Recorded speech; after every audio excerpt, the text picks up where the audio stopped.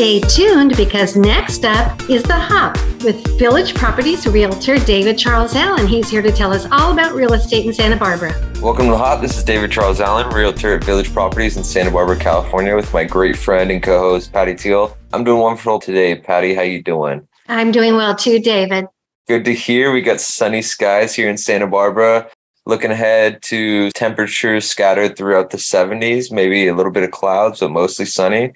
So it's about time. We're going to hear a lot of people saying how hot it is. So we'll see how that goes. Oh, that's very funny. I know parts of California, though, have gotten very hot. I was watching the national weather this morning, but it hasn't really gotten hot in Santa Barbara. Yeah, if you go just like a half hour inland, you're going to get some heat. That's for sure. Temperatures 90s, 100s. Right. So we have that coastal breeze, which kind of protects us a little bit more. Right. For those of you who don't know, Santa Barbara only gets hot about 1 week in the whole entire year, maybe two. Otherwise, it's pretty nice. Yeah, usually it's September. It always was when like the first day of going back to school, you get You're so right. In like the 90s. It's that 1 week, but other than that, usually we're pretty well off. That's true.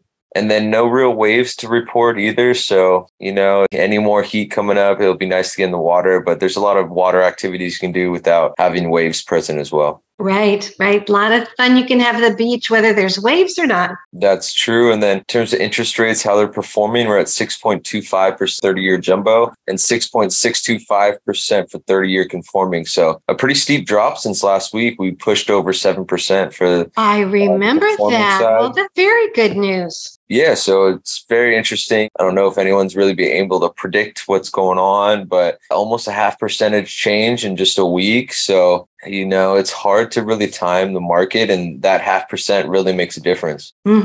Yeah. Then in terms of how the statistics have performed, we're at 46 new listings, 22 price changes, 31 that closed, 22 that went pending, 9 back on the market, and 8 coming soon. So pretty substantial back on the market in terms of 9. It's good. We're in the upper 40s in terms of new listings, and then only 22 pending. So does that mean everything's kind of slowing down? Is summer's kind of getting in full swing, kind of in the middle of summer? Are buyers not really interested quite yet, or they've already found what they're looking for? Going to be pretty interesting coming up to the end of this year when everything really does slow down, and we'll see how that affects the market as well. Right. It will be really interesting to watch.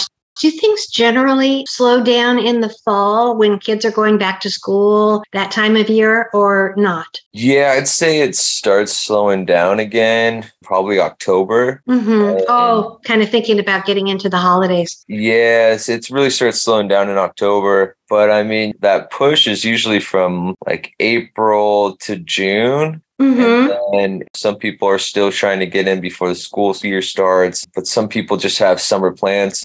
It's all going to be really variant. Like that really strong part of the year is either after the new year in January or kind of like April to May to June. That's when you really see a lot of buyer traffic. And then towards the end of the year is usually a little bit slower. Right. Well, thanks for explaining that. And David, I'm so interested in what you're doing with your new other business in addition to real estate. If anyone missed last week's show, it's called Chowdees.com, CHOWDEES.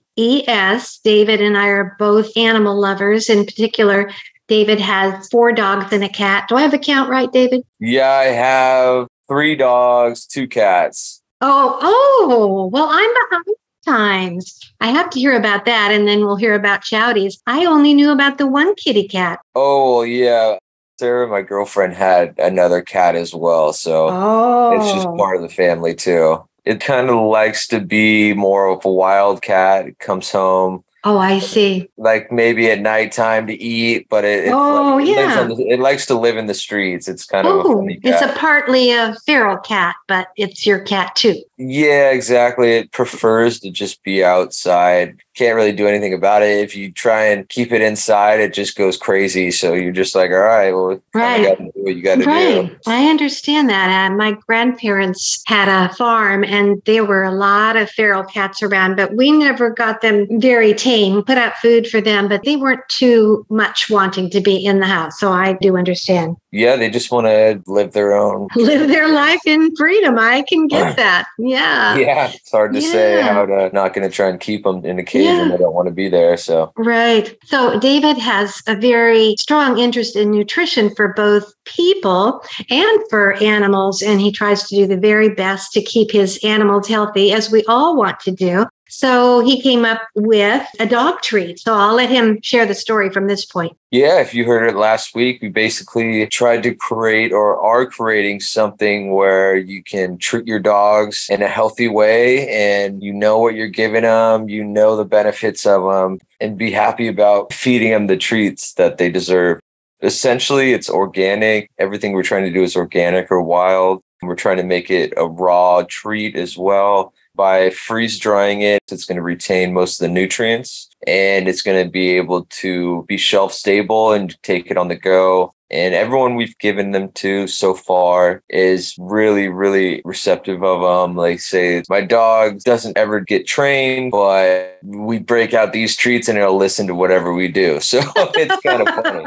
My dogs, actually, both of them, they're not interested in treats like that they give them at a store. They just kind of turn up their nose. I feel bad because I never want to hurt the storekeeper's feelings, but they're just kind of like, oh, no, I don't think so. But these chowdies, oh my gosh, they are crazy about them. So it's so wonderful that they're also good for you. And I don't want to badmouth any other brands out there, but I would say the majority, I'm just guessing, I would like your opinion, of the treats that you buy at the grocery store are maybe not that healthy. You know, it's maybe not that they're not healthy. There's so many different things that usually go into a typical treat to make them shelf stable. And that's usually because they are preserved in a certain way. So a lot of these companies that are bigger, they mass produce these treats and they have all these different distributors. They have all these different layers they got to go through. So maybe the treats that you're buying in the store, maybe they were made 2 years ago and they're just reaching the shelf right now. So to be able to sell something like that, you have to put all these ingredients that aren't necessarily necessary. And by doing that, it gives the company the potential to sell it through all these different avenues. So what we're trying to do and change that, we wanted to make it small batch. We wanted to preserve the freshness. So when it gets to you, it's peak freshness. And we wanted to do it in a way where we didn't have to add any of those ingredients. So we were able to come up with the process of freeze drying it, which basically harnesses and locks in all those nutrients while making it shelf stable. And the way we package it, it can potentially last 20 years if you don't. Oh my gosh. If you don't open your jar, you can keep the jar stored in a cool, dark place for probably 20 years and you'll open it. It'll be just as fresh as it was before, but they don't do it that way. So what we're doing is changing the way we do our process, making it only single ingredient, the one thing that really matters, and making our process and our packaging in a way where it does preserve, whether or not it's a year or 2 years. We're trying to do it small batch so everyone gets it fresh to them. And if they want to keep it for a while, if they want to stock up on treats, so to say, and have a kind of reserve, as long as they don't open the jar initially, then you're going to have something that will preserve for potentially years, if not 20, 30 years. I think that was the slogan for most freeze dries things, is preserve it up to 30 years. So that's kind of what we're doing. That's different from what you'll find in the stores that have all these things in it that maybe your dog doesn't really need, but the treat needs, the company needs it in that to be able to sell it through stores. I got you. Well, that's a great explanation. Another thing that's unique about Chowdies is it's for both dogs and cats. Generally, you go down one aisle for the cats and one aisle for the dogs, but both of them like it and it's good for both of them. Yeah, it's great for both of them. So if you're going with the raw diet or the Mother Nature's model where it's raw foods, organs, and bones, both dogs and cats are naturally carnivores. So both need that organ meat and the bone and the meat, the regular meat in their diet to give them the beneficial nutrients that they would get if they were naturally in the wild, so to say. Wow. David, I think you've really come up with a winner here. And if people are listening and they have dogs or cats and they want to give them healthy treats, how could they order Chowdees? You can go on our website. It's chowdees.com, CHOWDEES. And we're looking to do a couple different events and vendors things. And we'll have an event calendar is on our website as well once that comes about. So if you always want to just check in, see what's happening, just go to our website. You can sign up for a newsletter, keep you updated on all that stuff. And we're kind of going from there. Oh, that sounds great. And of course, we want to go back around and have people remember that you are a realtor, Village Properties. And how would they reach you if they're interested in buying or selling a home? Yeah, my number is 805-617-9311. And my email is david@davidcharlesallen if you ever have any questions or just want a little knowledge of the Santa Barbara market. Thank you so much, David. You're welcome, Patty. Let's give it a go next week. Bye.